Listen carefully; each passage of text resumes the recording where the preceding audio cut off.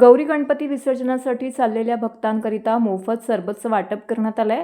आज गौरी गणपतीचं विसर्जन या निमित्ताने भारतीय जनता पार्टी युवा मोर्चाचे ठाणे शहर जिल्हा अध्यक्ष सुरेश दळवी यांच्या पुढाकाराने व ओबीसी युवा मोर्चाचे कोकण विभाग महाराष्ट्र प्रदेश संयोजक अमित पाटील यांच्या सहकार्याने ठाणे शहरातील कोलशेत खाडी विसर्जन घाट येथे गौरी गणपतीचं विसर्जनासाठी चाललेल्या भाविकांकरिता मोफत सरबतचं वाटप आयोजित करण्यात आलं होतं। ठाणे शहराचे जनसेवक आमदार संजय केळकर यांच्या मार्गदर्शनाखाली या उपक्रमाचा शुभारंभ करण्यात आला। भाविक भक्तांनी देखील मोठ्या संख्येने या उपक्रमाचा लाभ घेतला। यावेळी भारतीय जनता पार्टी युवा मोर्चाचे ठाणे शहर जिल्हा अध्यक्ष सुरेश दळवी व ओबीसी युवा मोर्चाचे कोकण विभाग महाराष्ट्र प्रदेश संयोजक अमित पाटील यांच्यासह परिवहन समिती सदस्य विकास पाटील, मेघनाथ घरत, राकेश जैन, तेजस लाड, जीवदानी प्रतिष्ठान, मित्र परिवार, ठाणेकर नागरिक मोठ्या संख्येने येथे उपस्थित होते।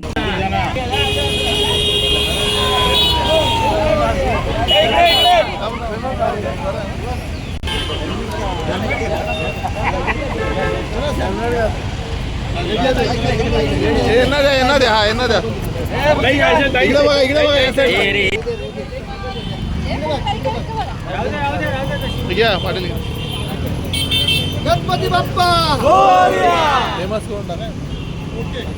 फेमस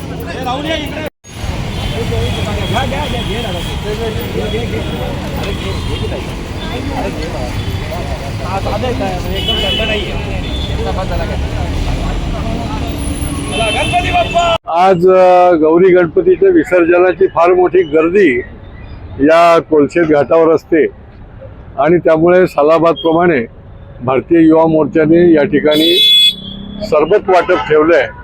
कारण की इतक्या मोठ्या प्रमाणामध्ये इथनं मिरवणुकीने लोक जातात आणि त्यांची ताण भागायला म्हणून ही सेवा या ठिकाणी उभी केली आहे।